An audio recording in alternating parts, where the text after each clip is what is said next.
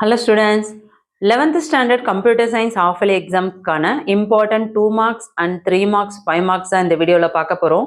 very important questions உங்களுக்கு கொடுத்திருக்கேன். previous yearல 2022, 23, 24 இந்த 3 வருஷமும் public examல கேட்ட important questionsம் அதுக்கு அடுத்தது half-yearly exam, revision examsல கேட்ட important questions இதுல இருந்து எடுத்த maximum டாப் கொஸ்டின்ஸ் தான் உங்களுக்கு கொடுத்துருக்கேன். ஸோ கண்டிப்பாக இது எல்லாமே கேட்கறதுக்கு நிறைய சான்சஸ் இருக்குது. English medium and Tamil medium ரெண்டு பேருக்குமே தெளிவாக கொடுத்துருக்கோம். ஸோ கண்டிப்பாக இந்த வீடியோ ரொம்ப யூஸ்ஃபுல்லாக இருக்கும். யூஸ்ஃபுல்லாக இருக்குன்னு ஃபீல் பண்ணுறவங்க இமீடியட்டாக ஒரு லைக் கொடுத்துட்டு உங்கள் ஃப்ரெண்ட்ஸ்க்கு ஷேர் பண்ண மறந்துடாதீங்க. நம்ம சேனலில் போடுற ஒவ்வொரு கொஷின்ஸுமே வந்து இம்பார்ட்டன்ட் எல்லாமே வந்து அப்படியே வருதுன்னு சொல்லி நிறைய பேர் கமெண்ட் பண்ணுறீங்க. ஒரு சில ஸ்டூடெண்ட்ஸ் வந்து நீங்கள் சொன்னது எதுவுமே வரல அப்படின்னு சொல்லிட்டும் கமெண்ட் பண்ணிட்டு இருக்கீங்க. ஸோ வருத்தப்படாதீங்க. கண்டிப்பாக நான் கொடுத்தது எதுவுமே வந்து நீங்கள் படித்தது எதுவுமே வந்து வீணாக போகாது. என்ன ரீசன் பார்த்தீங்கன்னா ஆஃபலியில் வந்து கேட்கறதுக்கு மிஸ் ஆன கொஷின்ஸும் ஃபர்ஸ்ட் டிவிஷன்லேயே செகண்ட் டிவிஷன் கேட்க சான்சஸ் இருக்குது. அங்கேயும் அப்படி மிஸ் ஆச்சு அப்படின்னா அப்படியே அது உங்களுக்கு பப்ளிக் எக்ஸாமில் கேட்கறதுக்கு சான்சஸ் இருக்குது. ஏன்னா நான் சொல்லக்கூடிய கொஷின்ஸ் எல்லாமே உங்களுக்கு பப்ளிக் எக்ஸாமுக்கு வரக்கூடிய டாப் மோஸ்ட் இம்பார்ட்டன்ட் தான் சொல்லிட்டு இருக்கேன். ஸோ அதனால் கண்டிப்பாக வந்து ஆஃபலி எக்ஸாமுக்கே அது 99% வந்துடும்.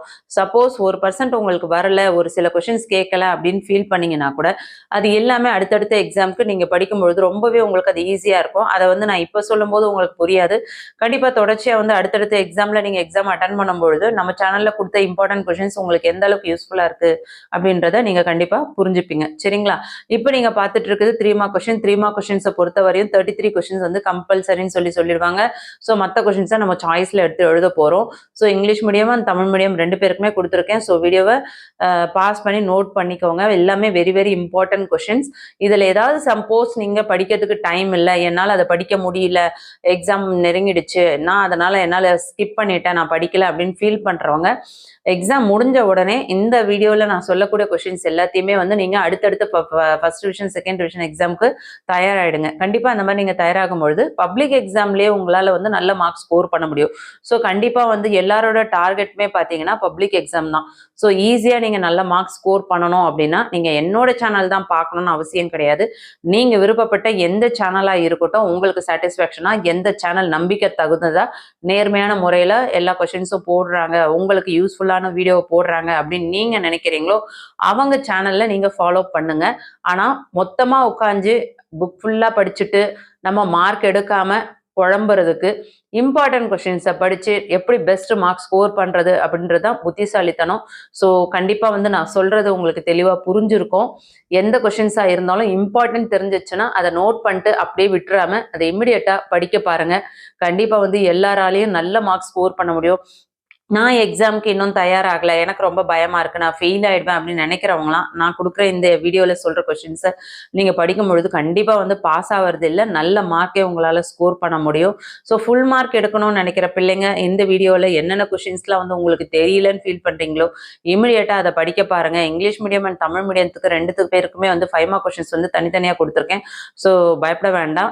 தமிழ் மீடியம் முடிஞ்ச உடனே இங்கிலீஷ் மீடியத்துக்கானதும் வந்துடும். இந்த வீடியோ யூஸ்ஃபுல்லாக இருக்குன்னு ஃபீல் பண்ணீங்கன்னா ஒரு லைக் கொடுத்துட்டு உங்க ஃப்ரெண்ட்ஸ்க்கு ஷேர் பண்ண மறந்துடாதீங்க. நிறைய ஸ்டூடெண்ட்ஸ் வந்து வாட்ஸ்அப் சேனல்ல ஜாயின் பண்றதுக்கு பயப்படுறீங்க. வாட்ஸ்அப் சேனல்ல நீங்க ஜாயின் பண்ணும்போது உங்களோட நம்பர் சீக்ரெட்டா தான் இருக்கும். ஸோ கண்டிப்பா வந்து உங்களால வந்து எல்லா வீடியோஸும் இம்மிடியட்டாக பார்க்கணும் அப்படின்னு ஃபீல் பண்ணுறவங்க வாட்ஸ்அப் சேனலில் ஜாயின் பண்ணிக்கோங்க. மற்ற டிஸ்ட்ரிக்டோட கொஸ்டின் பேப்பர் என் கைக்கு எதெல்லாம் வருதோ அது எல்லாத்தையுமே உங்களுக்கு வாட்ஸ்அப் சேனலில் தான் நான் ஷேர் பண்ணுவேன். ஸோ கண்டிப்பாக வாட்ஸ்அப் சேனலில் ஜாயின் பண்ணுறது உங்களுக்கு பெனிஃபிட் அப்படின்னு நினைக்கிறவங்க இந்த வீடியோ கீழே கமெண்ட் பண்ணுங்கள். நான் வாட்ஸ்அப் சேனலில் இருக்கேன், எனக்கு பெனிஃபிட்டாக இருக்குது அப்படின்றவங்க கமெண்ட் பண்ணுங்கள். சப்போஸ் நான் அப்லோட் பண்ண சில வீடியோவில் நீங்கள் பார்க்கல அப்படின்னா கூட நான் வாட்ஸ்அப் சேனலில் உங்களுக்கு அப்லோட் பண்ணிட்டேன் அப்படின்னா நீங்கள் எப்போ ஃப்ரீயாக இருக்கீங்களோ அப்போ அந்த வீடியோவை நீங்கள் பார்த்துக்க முடியும். ஸோ அது ஒரு ரிமைண்டர் மாதிரி உங்களுக்கு ரொம்ப யூஸ்ஃபுல்லாக இருக்கும். ஸோ ஃபீல் பண்ணாமல் இமிடியேட்டாக வாட்ஸ்அப் சேனலில் ஜாயின் பண்ணிக்கோங்க. இந்த வீடியோ யூஸ்ஃபுல்லாக இருக்குன்னு ஃபீல் பண்ணுறவங்க ஒரு லைக் கொடுத்துட்டு உங்கள் ஃப்ரெண்ட்ஸ்க்கு ஷேர் பண்ண மறந்துடாதீங்க.